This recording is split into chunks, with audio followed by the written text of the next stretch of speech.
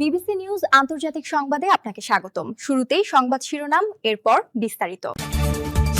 ইরানের সামরিক শক্তি বৃদ্ধিতে পুতিনের ভূমিকা কি? জেরুজালেমে জুমার নামাজে ইসরায়েলি বাহিনীর বাধা। যুক্তরাষ্ট্রের ১৭টি ঘাঁটি ধ্বংস করল ইরান। ইসরায়েল থেকে মুক্তি পাওয়া গাজার শিশুর শরীর সিগারেটে পোড়ানো। আপনি যদি মুসলিমদের পাশে থাকতে চান তাহলে ভিডিওতে লাইক করে চ্যানেলটি অবশ্যই সাবস্ক্রাইব করে দিবেন এবং কমেন্টে জানিয়ে দিবেন আপনার মূল্যবান মতামত। ইরানের সামরিক শক্তি বৃদ্ধিতে পুতিনের ভূমিকা কি?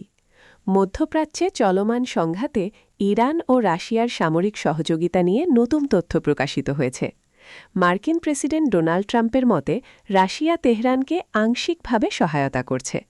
তবে বিশ্লেষকরা বলছেন এই সহায়তা সরাসরি যুদ্ধে অংশগ্রহণের নয়, বরং গোয়েন্দা তথ্য ও প্রযুক্তিগত ক্ষেত্রে গুরুত্বপূর্ণ ভূমিকা রাখছে।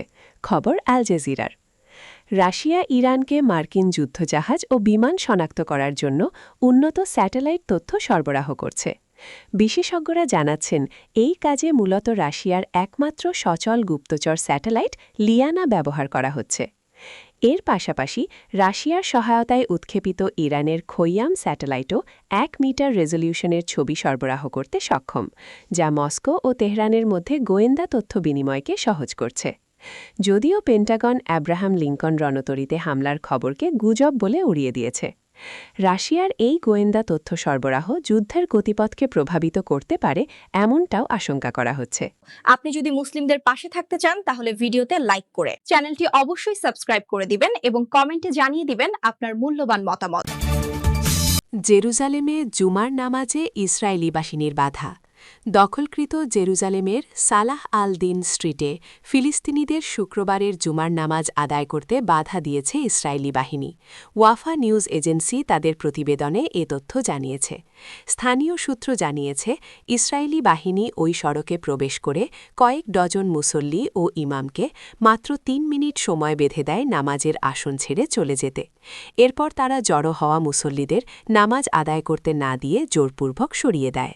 আপনি যদি মুসলিমদের পাশে থাকতে চান তাহলে ভিডিওতে লাইক করে চ্যানেলটি অবশ্যই সাবস্ক্রাইব করে দিবেন এবং কমেন্টে জানিয়ে দিবেন আপনার মূল্যবান মতামত। যুক্তরাষ্ট্রের ১৭টি ঘাঁটি ধ্বংস করল ইরান।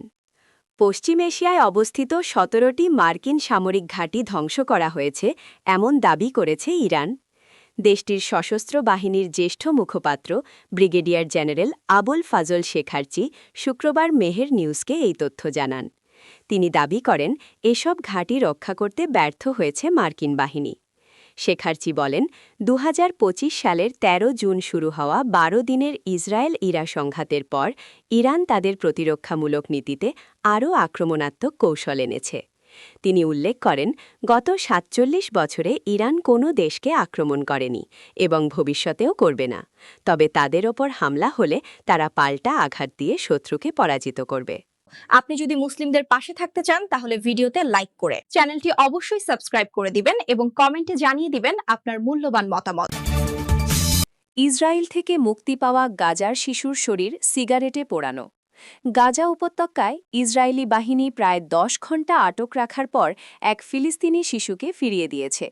শিশুটির শরীরে সিগারেটের দাগের মতো পোড়া চিহ্ন পাওয়া গেছে। খবর মিডল ইস্ট আইয়ের। ২১ মাস বয়সী শিশু জাওয়াদ আবু নাসারকে তার বাবা ২৫ বছর বয়সী ওসামা আবু নাসারের সঙ্গে ১৯ মার্চ কেন্দ্রীয় গাজা থেকে আটক করা হয়েছিল। পরিবারের সদস্যদের ভাষ্য অনুযায়ী ঈদ উল ফিতর উপলক্ষে মিষ্টি কিনতে সকাল ১০টার দিকে ওসামা তার সন্তানকে নিয়ে বের হয়েছিলেন।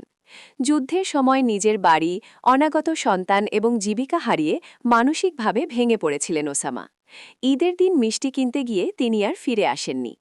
ওসামার বাবা মুহাম্মদ হুসনি আবু নাসার জানান, ওসামা যখন বের হয় তখন মনে হচ্ছিল সে পশ্চিমে না গিয়ে পূর্ব দিকে যাচ্ছে। প্রতিবেশীরা আমাকে ফোন করে বলল, তাড়াতাড়ি আসুন, আপনার ছেলে তার শিশুকে কাঁধে নিয়ে পূর্ব দিকে যাচ্ছে। মাঘাজি শরণার্থী শিবিরে তাদের বাড়ি থেকে প্রায় ২০০ মিটার দূরে ইসরায়েলি বাহিনী ইয়েলো লাইন নামে একটি সামরিক সীমারেখা বানিয়ে রেখেছে। গাজায় এটি একটি নিষিদ্ধ এলাকা হিসেবে চিহ্নিত, যেখানে গেলে সাধারণ মানুষ ঝুঁকিতে পড়ে। প্রতিবেশীরা জানান, ওসামা সেখানে পৌঁছানোর পর ইসরায়েলি বাহিনী তাকে লক্ষ্য করে গুলি না চালিয়ে তার আশেপাশে গুলি ছোড়ে। ওসামার বাবা বলেন, বেচারা বুঝতেই পারছিল না যে সে কি করছে, তাই হাঁটতেই থাকে।